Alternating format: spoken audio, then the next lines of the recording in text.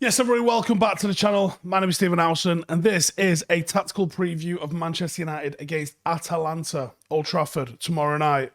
And I'm going to make a big decision in this one. You might have already seen it on the thumbnail. I'm dropping Bruno, and it's dropping, not resting.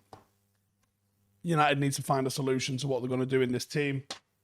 My solution is to try and drop Bruno and see what happens if we do. Right then. Let's get into Atalanta a little bit first, because they were the hipster team of choice last season. Gasperini and Atalanta haven't started the new season with the confidence and the consistency that we saw from them last year. Napoli have gone 8 for 8 in the league. They're setting the pace.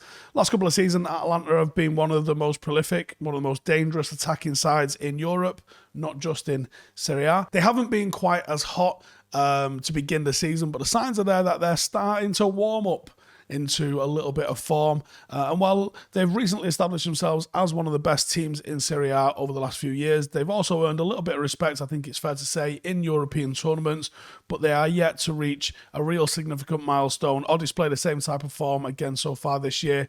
But that could be largely down to a few changes in personnel. They lost their main man Gomez to Sevilla and their rock at the back Romero to Spurs in the transfer window. And they've had a bit of a harsh fixture list to start the season as well, so certainly wouldn't be ruling them out, and think they're definitely going to be worth us delving deeply into. So they're 6th in Serie A and are coming off an impressive 4-1 win against Empoli at the weekend. They got 3 wins, 1 draw, 1 loss in their last 5. The draw and loss comes against both Inter and AC Milan.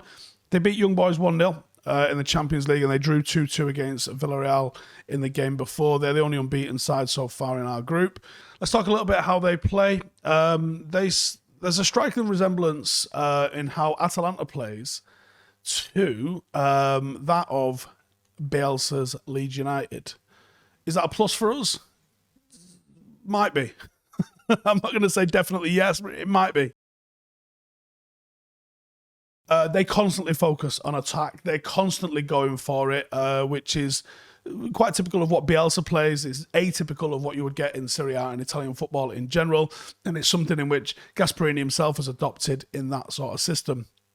Being an Italian manager, you're going to expect a little bit more defensive, so there is a little bit more sophistication to the tactics, and he's made them more effective. On that, do you know, to get your footballing license to be a manager in Italy, do you know you have to go through some serious stuff and almost produce a dissertation on tactics, and you also are encouraged throughout your coaching badges in Italy to learn about and use every single one of the different formations that you can use. So whether that's 3 at the back, 5 at the back, 4 at the back, 3 in midfield, 2 in midfield, 5 in midfield, all the different permutations, they teach you about all of those, the different pros and cons of those, and then it's up to you at the end of your course to go, this is the one I want to use. Interesting that. Anyway, I thought I'd throw that in there for you. Rather than all-out attack, though, they do focus on a little bit of a system that is more measured. They love a little bit of triangles and diamonds in the midfield. They like to knock it around. This is a bit of a more tactical, flexible version that gives them ball possession, but also gives them some stuff in crucial areas, allows them to be a very good possession-based side, like they have been the last few years. They're very good on the ball, and they look to play against anyone and everyone. They want it. They'll have it. They're having it with you. Don't be surprised if you see spells where they'll come and dictate possession. That's literally what they are built to do. But they are very expansive and stubborn, which is a Bielsa trait, obviously. They will not fear United, and they will not be coming to sit back and pay us any respect whatsoever. They're going to come and get the ball on the floor. They are going to come and stick to their philosophy, and they will be coming to try and beat us at Old Trafford. Now, sometimes that works. If you've got the quality in your squad, which I think Atalanta definitely do, that can be effective, and that can be successful for them. They favour a back three.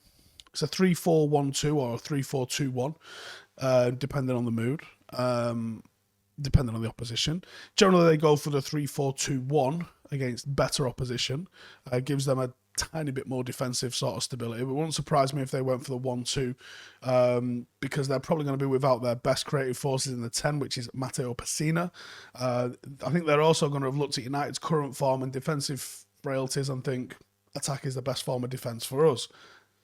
Pessina and Gozens are two misses for them with injuries, and most notably Gosens, who's arguably their best player, star for Germany in the Euros, at left wing back. So here's how I expect they're going to line up. As I said, back three, that'll be Musso in goal. The fullbacks or wingbacks will be Zappa Costa, and I think Mail, who's going to be filling in. And then the back three will be Palomino, Pazzella, and Demiral at centre-half. The two central midfielders will be Freyler and Derun. I think the number 10 in this instance is going to be Malinovsky, and up front, Zapata and Muriel. Starman, Zapata. 4 goals, 4 assists in 8 games so far this season. The guy's an absolute monster. The physical presence is there. He's going to love playing against an English team. There's much more to his game than being a brute, though. He's really creative. 99% out for assists for any other forward across the world over the last 365 days. More than enough pace to hurt us in behind. He likes to get a feel for defenders. Likes to have a defender get real tight to him and roll him. He is strong enough to get a yard. He is strong enough to get away from you. He is strong enough to hold you off. He's very difficult to dispossess. He's awkward to defend against, particularly if he receives it in and around the box. He's going to shoot. He's going to look for a final ball. Because they're likely to play in a 2, there's going to be a lot for us to deal with there. He's got a hell of a strike on him, which he does like to let go. He's definitely alive and alert in the box. He's a fucking problem, is what I'm trying to say. He's going to be an absolute nightmare for us. And this is one that United have to get right. Bailly could be an option in this instance, but I think you've got to give Maguire the chance to redeem himself. Give him a fucking smack around the face. Say, sort your shit out and let's go again. There's a good player in there. You've got to do it. Data-wise, as a team, they're a ball-playing side, 54% possession, 80% pass completion.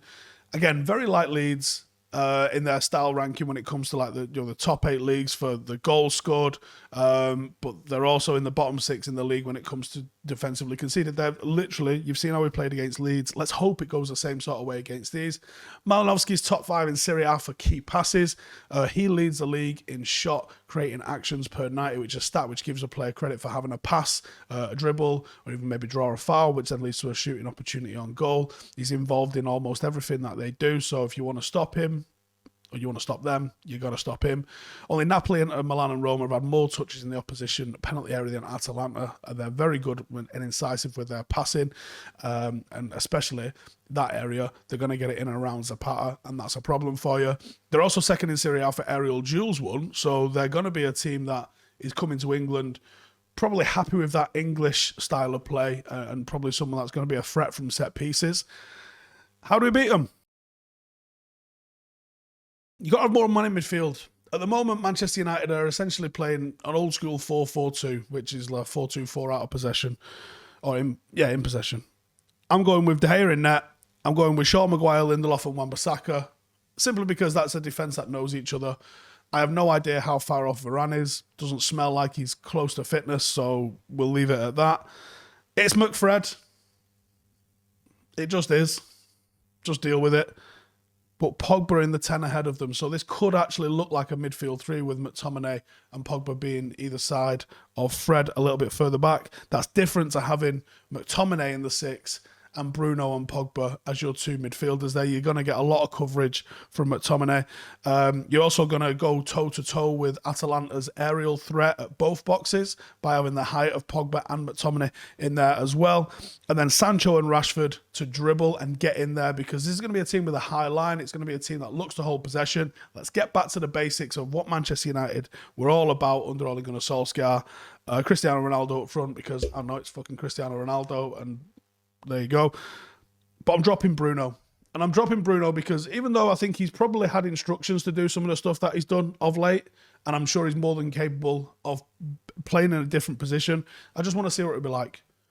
Because at the moment, I think his eagerness to get forward and his eagerness to get into the box damages Manchester United's build-up play, or hinders Manchester United's build-up play. I also think Mason Greenwood is playing for himself a little bit at the moment, which is not necessarily the worst thing in the world, But I think when we're looking to try and generate some team structure, I want players that are going to play more for the team. I want players that are going to pass it around a little bit. And Mason, even though he's finding goals for himself, I want him, and this is the problem with playing a guy that's definitely a future number 9 on the right-hand side. He just comes inside as a striker. So even though he'll probably get a lot of space against Atalanta, probably be very effective, I want to see Sancho given the opportunity on that wide berth. We've seen how good he's been in the Champions League. This is something that he should thrive in.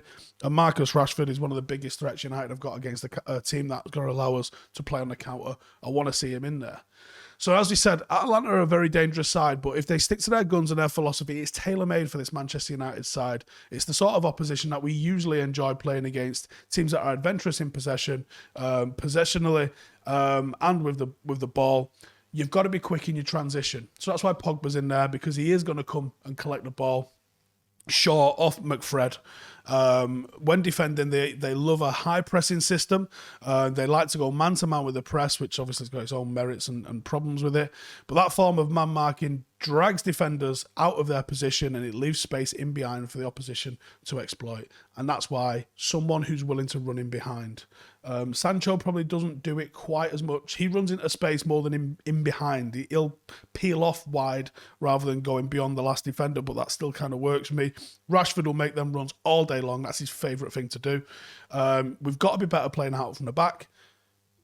I don't know any other way to stitch that than other than we've got to be better playing it out from the back. Attack with width, attack with pace, and attack with a ruthlessness that we just haven't seen from United in a minute. You got to score first. Atalanta aren't a rock at the back, especially after they've lost Romero to Spurs. They are going to give you a chance. Expect this to be a game with goals in it. Scoring first could ease the nerves, could draw them into a bit of a gunfight, and we can spring on them like we normally do then as they look to try and get forward with it.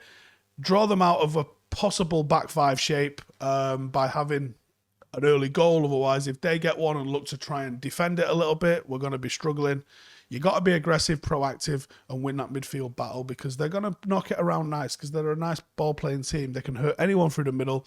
They're very high in Serie A for loose ball recovery, so they're active. That's why McTominay and Fred have to play. Some of you don't like it, but it's a fucking fact. We can't afford to be as open through the middle as we were against Leicester. That's why I'm bringing Paul Pogba in alongside McTominay and Fred, and this is what I'm looking to see from Manchester United. That's what I think. That's my starting 11. Score prediction wise, fucking something mad like a 3-2 in favour of United, I reckon. Cheers for tuning in. Please subscribe, and I'll see you guys in the next one. Laters. Hey, thank you for watching the video. If you are new around these parts, then don't forget to subscribe. My channel is proudly supported by my community on Patreon.